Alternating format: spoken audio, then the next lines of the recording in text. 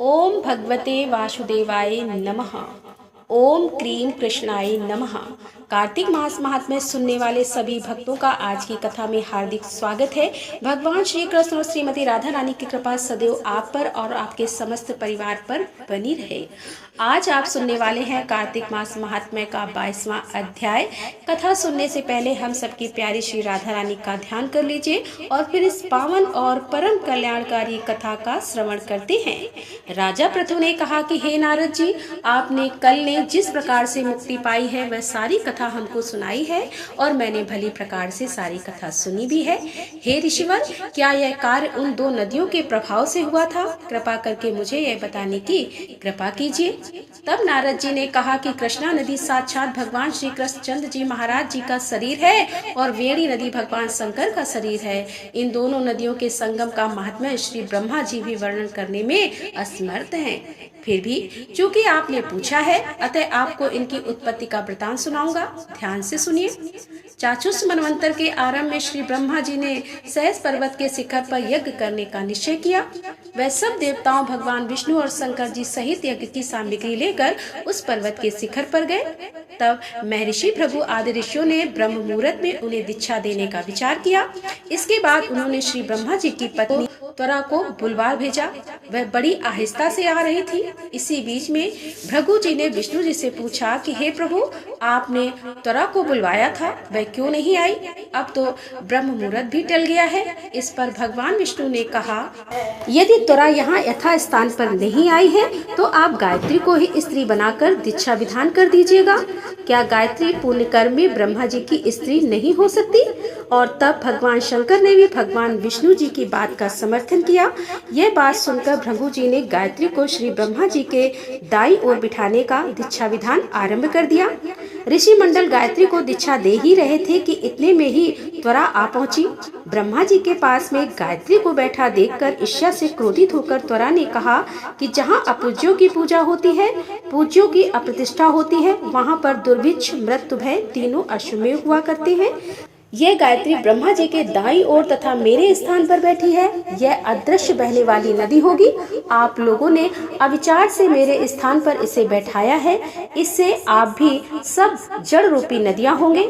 नारद जी ने राजा पृथु से कहा कि हे राजन, इस तरह त्वरा के श्राप को सुनकर गायत्री मारे क्रोध के लाल बबूला होकर अपने ऊँट काटने लगी। देवताओं के मना करने पर भी उसने उठकर त्वरा को श्राप दे डाला और कहा कि ब्रह्मा जी जैसे तुम्हारे पति हैं, वैसे ही मेरे भी पति हैं। तुमने व्यर्थ ही श्राप दिया है, अतः तुम भी नदी हो जाओ। अब तो देवताओं में खलबली सी मच गई कि वह त्वरा जो ब्रह्मा आदि सब देवताओं को श्राप दिया है, इससे यदि हम सब जड़ रूपी नदियां हो जाएंगे तो फिर निश्चय ही तीनों लोग नहीं बच पाएंगे। क्योंकि यह शाप तुमने बिना विचारे दिया है, इसीलिए तुम अब इसे वापस ले लो। त्वरा ने कहा कि हे देवतागण, आपने यज्ञ के आरंभ में भगवान गणेश जी का पूजन नहीं किया है, इसीलिए यह विघ्न उपस्थित हुआ है। मेरा यह शाप कभी भी खाली नहीं जा सकता। इसीलिए आप सब लोग अपने अंगों से जड़ीभूत होकर अश्वमेध नदियां बनोगे और हम दोनों सौतने भी अपने अपने अंशों से पश्चिम से बहने वाली नदियां बनेगी। नारद जी ने राजा पृथु से कहा। यह वचन सुनकर सभी देवता विष्णु शंकर आदि अपने अपने अंशों से नदियां बन गए। भगवान विष्णु के अंश से कृष्णा, भगवान शंकर के अंश से वेणी तथा श्री ब्रह्मा जी के अंश से ककुदमती नामक नदियां उत्पन्न हुई। गायत्री और त्वरा पश्चिम वाहिनी नदियां होकर एक साथ बहने लगी। उन दोनों का नाम सावित्री पड़ा। श्री ब्रह्मा जी ने यज्ञ स्थल पर भगवान विष्णु और शंकर जी की स्थापना की। दोनों देवता महाबल तथा अतिबल के नाम से विख्यात हुए। नारद जी ने कहा कि हे राजन, कृष्णा और वेणी नदी की उत्पत्ति का यह वर्णन जो मनुष्य सुनेगा उसे नदियों के दर्शन और स्नान का फल प्राप्त होगा। और अब आप सुनेंगे कार्तिक मास की कहानी। एक समय की बात है, एक संत जंगल में कुटिया बनाकर रहा करते थे और भगवान श्री कृष्ण का भजन किया करते थे।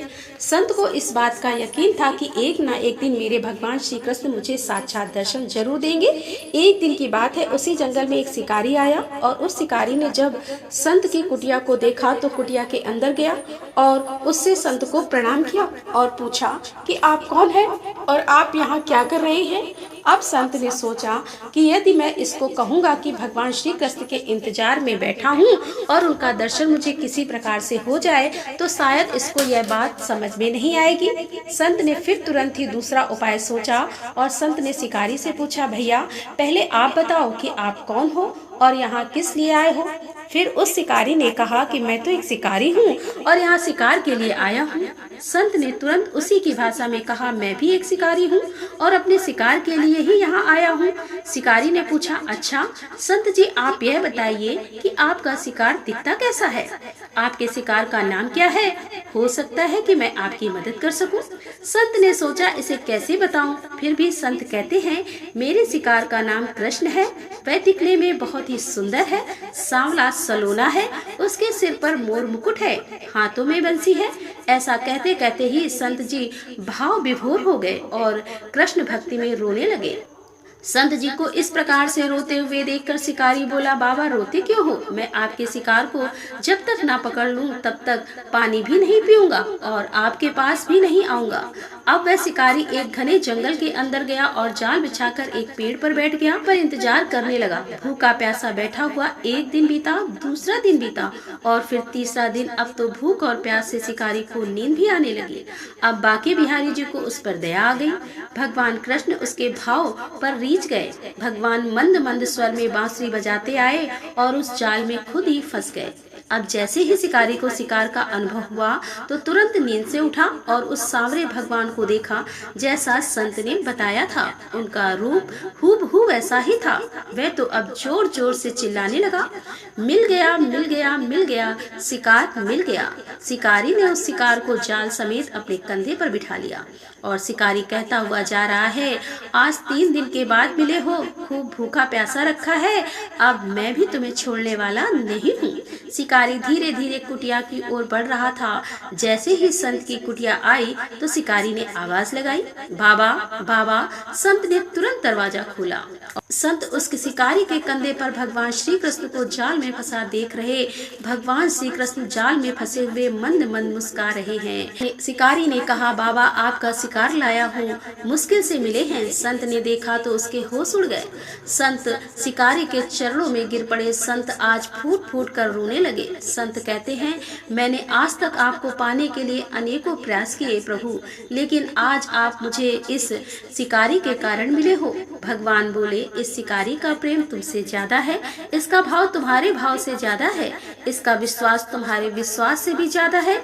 इसीलिए आज जब 3 दिन बीत गए हैं तो मैं आए बिना नहीं रह पाया। मैं तो अपने भक्तों के अधीन रहता हूँ और आपकी भक्ति भी कम नहीं है। संत जी आपके दर्शनों के फल से मैं इसे 3 दिन में ही प्राप्त हो गया।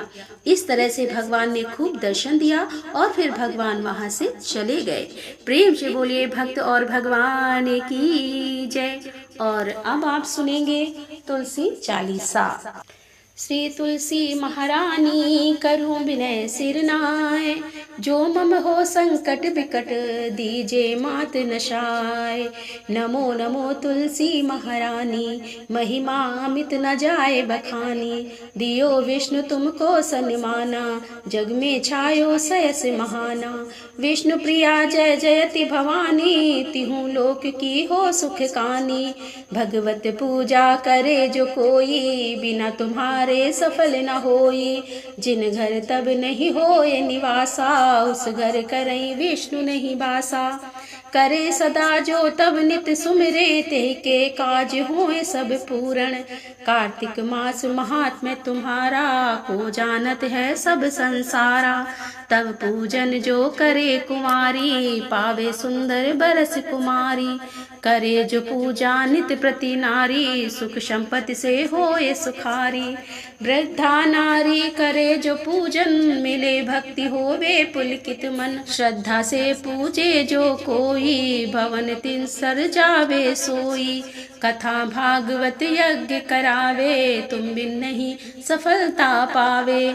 छायो तब प्रताप जग भारी, ध्यावत तुम ही सकल चितधारी। तुम ही मात यंत्रण तंत्र में, सकल काज सिद्ध होवे क्षण में। औषधि रूप आप हो माता, सब जग में तब यश विख्याता। देव ऋषि मुनि और तपधारी, करत सदा तब जय जयकारी। वेद पुराण तब यश गाया, महिमा गम न पार नहीं पाया। नमो नमो जय सुख कारण, नमो नमो जय दुख निवारण।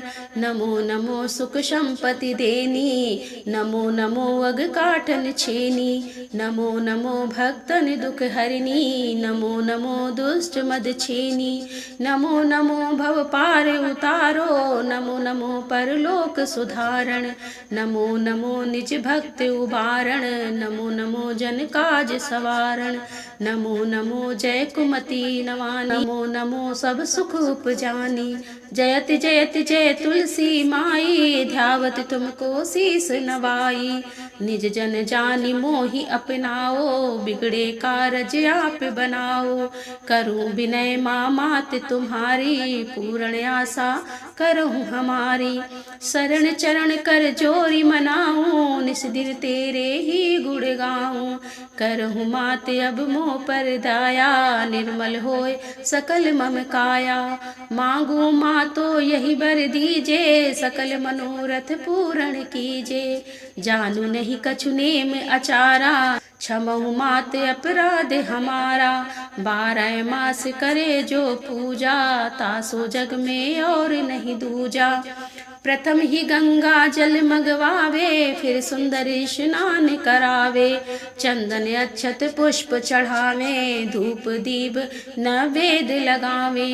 करे आचमन गंगा जल से, ध्यान करे हृदय निर्मल से। पाठ करे फिर चालीसा की, स्तुति करे मात तुलसा की। यह विधि पूजा करे हमेशा, ताके तन नहीं रहे कलेसा।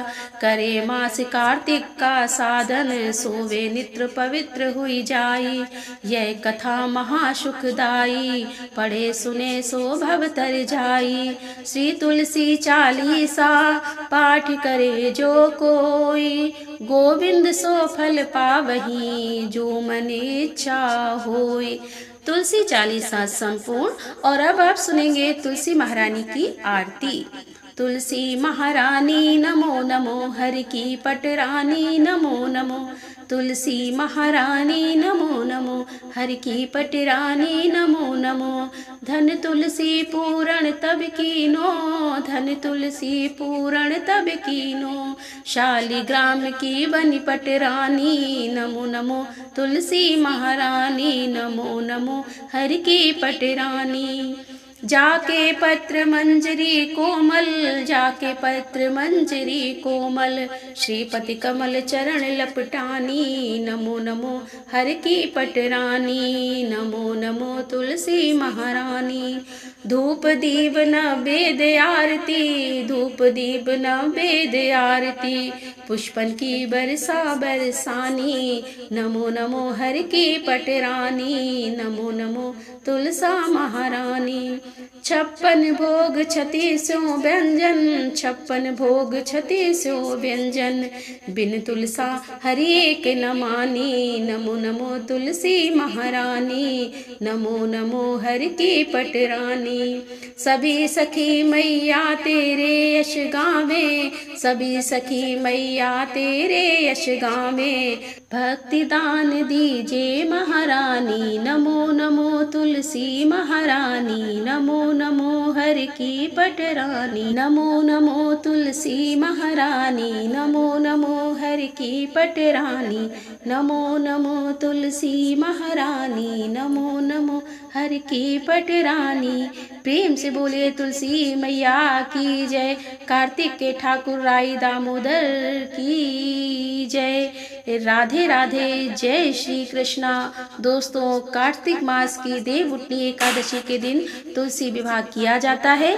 शालिग्राम के साथ तो तुलसी और शालिग्राम का विवाह आपको करना है। देवउठनी एकादशी कब है और तुलसी विवाह से संबंधित जो भी आपके प्रश्न हैं, इस विषय पर वीडियो चैनल पर अपलोड हो चुकी है, तो आप लोग जरूर देख लीजिए। और अगर आप छठ करते हैं तो छठ पूजा की वीडियो भी चैनल पर अपलोड हो चुकी है, आप लोग जरूर देख लीजिए। लीजिए। आज की कथा आपको कैसी लगी कमेंट बॉक्स में जरूर बताइए। अच्छी लगी हो वीडियो तो वीडियो को लाइक करने के साथ ही ज़्यादा से ज़्यादा इस वीडियो को अपने दोस्तों के साथ शेयर कीजिए। और चैनल पर पहली बार आए हैं, अगर अभी तक आपने चैनल को सब्सक्राइब नहीं किया है तो आज की वीडियो अगर आपको अच्छी लगे तो चैनल को सब्सक्राइब करके बेल आइकन को जरूर प्रेस कर लीजिए। इससे यह होगा कि इस चैनल पर जो भी नई वीडियो अपलोड होंगी उनकी नोटिफिकेशन आपको सही समय पर प्राप्त होगी।